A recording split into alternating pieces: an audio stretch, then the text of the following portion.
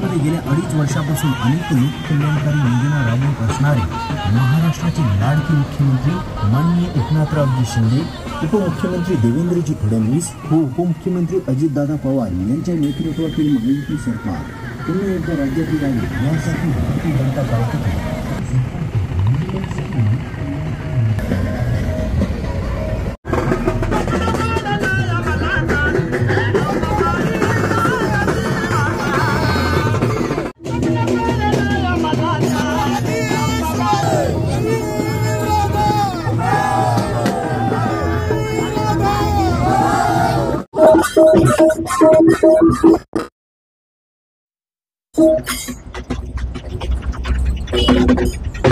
Sir काय सांगाल आता तुळजाभवानी मातेला साकडं काय करणार? तुळजाभवानी माता ही राज्याची माता आहे, छत्रपती शिवाजी महाराजांची माता आहे, आशीर्वाद देणारी माता आहे। आणि आज आम्ही पायी दिंडीच्या माध्यमातून दर्शनाला निघालोय। धाराशिव विधानसभा मतदारसंघातून अजितदादा पिंगळे यांना तुळजाभवानीनं आशीर्वाद द्यावा अशा स्वरूपाची प्रार्थना करायला आम्ही त्या ठिकाणी निघालोय। कारण वेगवेगळे विषय ते मी बोलणार नाही, परंतु सच्चे जे शिवसैनिक आहेत, ज्यांनी लहान असल्यापासून शिवसेना प्रमुखांचे विचार घेऊन स्वतःचं आयुष्य घालवलं, अशा लोकांना खऱ्या अर्थानं न्याय मिळाला नाही।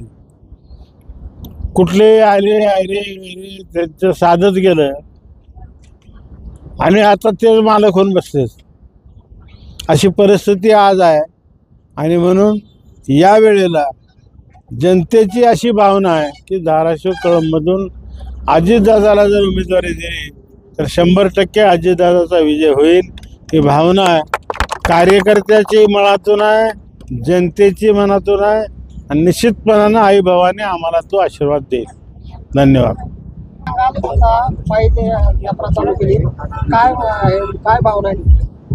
गेल्या 2.5 वर्षामध्ये महाराष्ट्रामध्ये माननीय एकनाथरावजी शिंदे, देवेंद्रजी फडणवीस आणि अजितदादा पवार यांच्या नेतृत्वाखाली महायुतीच्या सरकारनं अनेक लोककल्याणकारी योजना राबवलेल्या आहेत। आणि या सरकारने शेतकऱ्यांना मोफत वीज असेल, शेतकऱ्यांना 1 रुपयामध्ये पीक विमा असेल,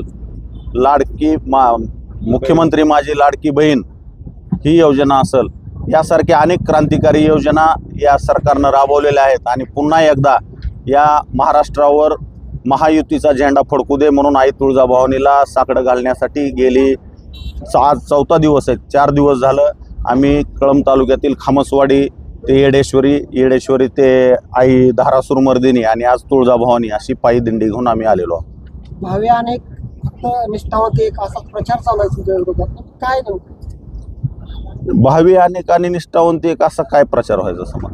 म्हणजे कोण निष्ठावंत कोण आहे?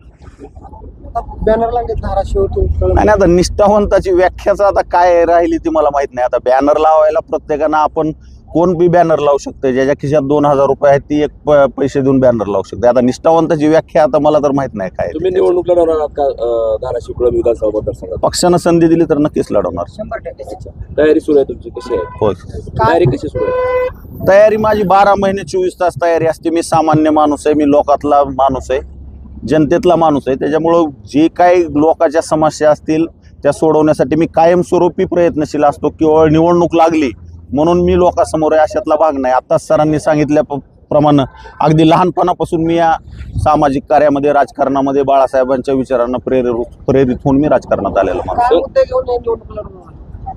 मुद्दे या सरकारने केलेली विकास कामं तर असतीलच, पण त्याबरोबर एक सामान्य प्रस्थापित विरुद्ध विस्थापित अशी आमची लढाई राहणार आहे। धनुष्यबाणाला उमेदवारी जर मिळाली तर नाही, तो निर्णय घ्यायचा माझा अधिकार नाही। शेवटी पक्षश्रेष्ठी, तिन्ही पक्षाचे श्रेष्ठी जो मिळून ठरवतील तो उमेदवार असेल। कदाचित मला मिळेल, नाही मिळेल, परंतु येणाऱ्या निवडणुकीमध्ये आपला महायुतीचा झेंडा फडकला पाहिजे यासाठी मी काम करेन। निघालेली आहे अजितदादा पिंगळे यांना महायुतीकडून उमेदवारी मिळावी आणि विधानसभेवरती आणि धाराशिव कळंब विधानसभेवरती महायुतीचा भगवा फडकावा यासाठी शक्ती पदयात्रा निघालेली आहे। आणि यासाठी आमच्या खूप साऱ्या शुभेच्छा असणार आहेत. आणि नक्कीच ह्या भागातल्या ज्या अडचणी आहेत ते महायुतीच्या माध्यमातून भविष्य काळामध्ये सोडवण्याचं अजितदादांकडून प्रयत्न हवेत ही आमची आई तुळजाभवानी चरणी प्रार्थना असणार आहे. आजही मोठ्या प्रमाणात युती सरकारकडून आजही शेतकऱ्यांना दिलासा देण्याचा प्रयत्न जो आता आपण अतिवृष्टी झालेली आहे पावसाचा त्या हिशोबाने अनुषंगाने देखील महायुती सरकारचं काम चालू आहे.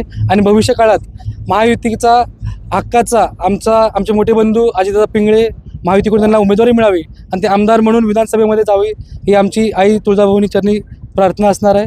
आणि नक्कीच हे असं घडो ही ईश्वरचरणी प्रार्थना करतो मी.